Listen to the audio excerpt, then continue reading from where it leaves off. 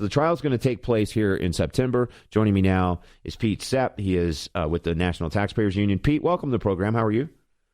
Doing well. Thanks for having me. So let me start with this. First of all, I'm not a fan of Google. Google, I think, is a monopoly. I think they are a behemoth.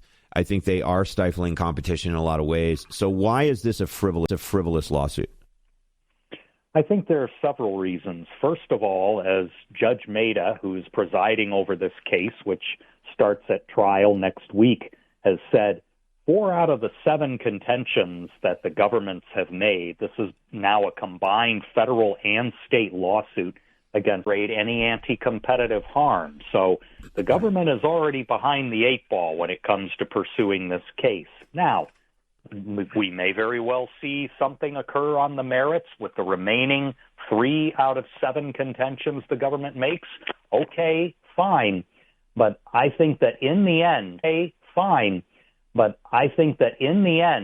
so many of these cases that are brought against the tech industry have all kinds of dangers for the rest of our economy. This is the Department of Justice and state attorneys general making a power grab, and if they succeed here, they're going to economy using tax dollars with their budgets to pursue these cases, and ultimately slowing down innovations that governments use to save taxpayer dollars. Cloud data storage is just one example. Online services, another example. Do we seriously think governments would have done this on their own, be able to evolve services to a level that taxpayers can go online and get questions answered? No way. And so we have a huge stake in these suits going forward, and it starts with tech. It won't end there. So let's back up a little bit. Let's give people a little more context. What is Phil Weiser of Colorado and the other attorneys general that have joined this lawsuit? What are they alleging that Google is up to that's so bad?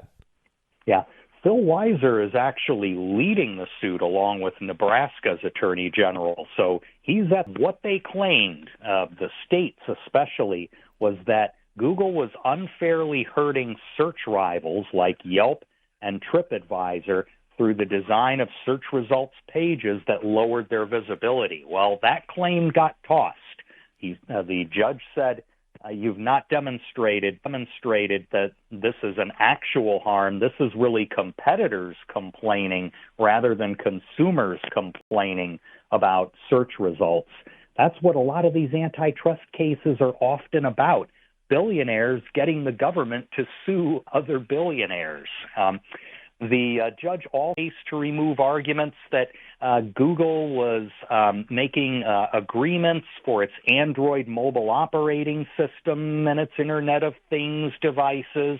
The judge tossed those. Now, what's remaining here is that the claim that Google used exclusive dealing arrangements to violate anti-monopoly law, meaning that they were concluding agreements with companies to exclusively put their search function as the default on a lot of devices. The judge allowed that, and that's going to go. Forward. Okay, so the one that's going to go forward is that we should, as consumers, we should have a choice about what our sort of default search engine is on our computing devices, essentially. That one's going to go forward.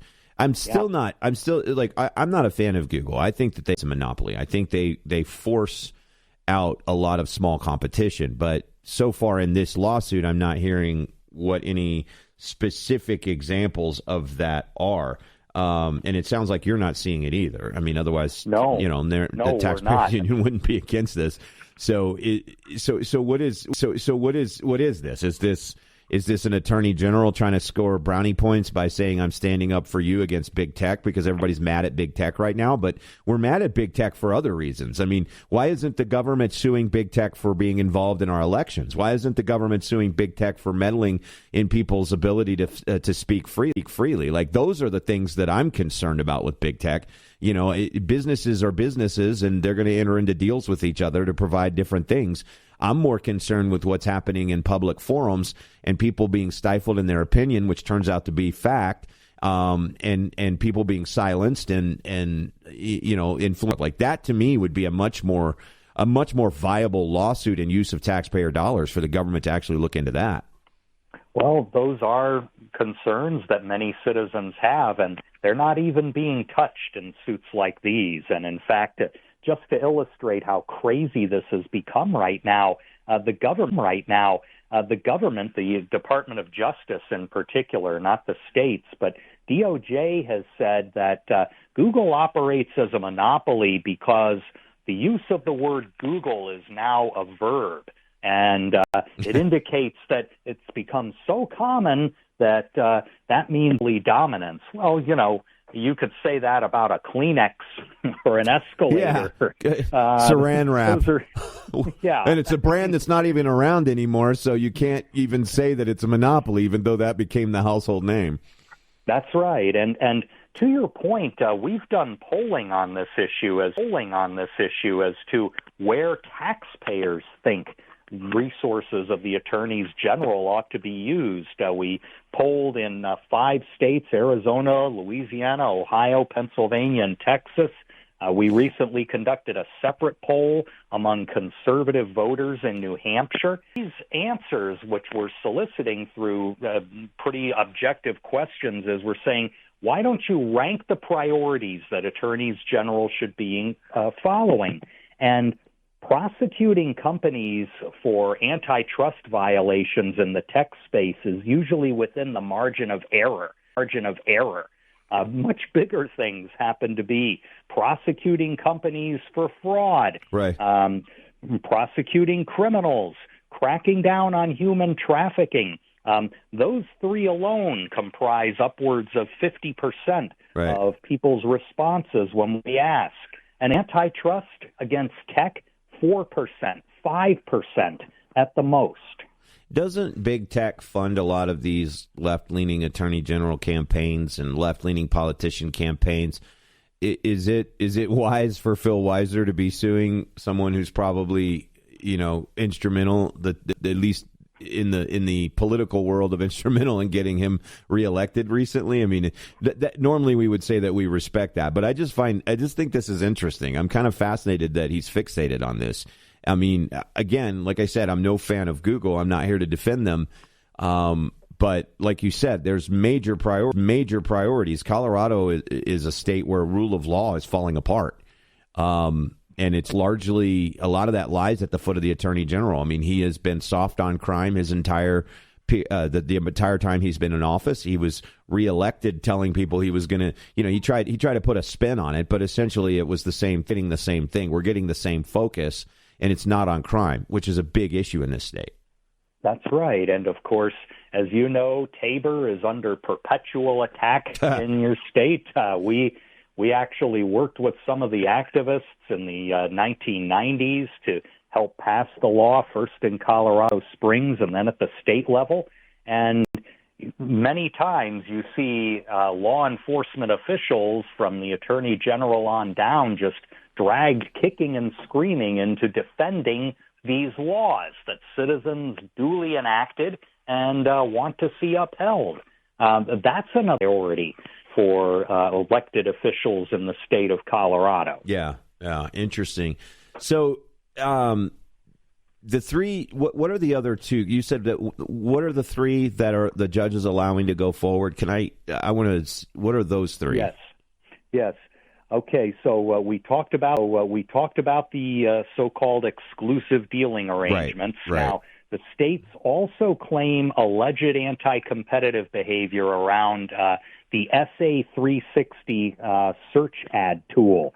They called that a possible claim, at least one that ought to be heard at the bench trial coming up, and so that one's going to get heard.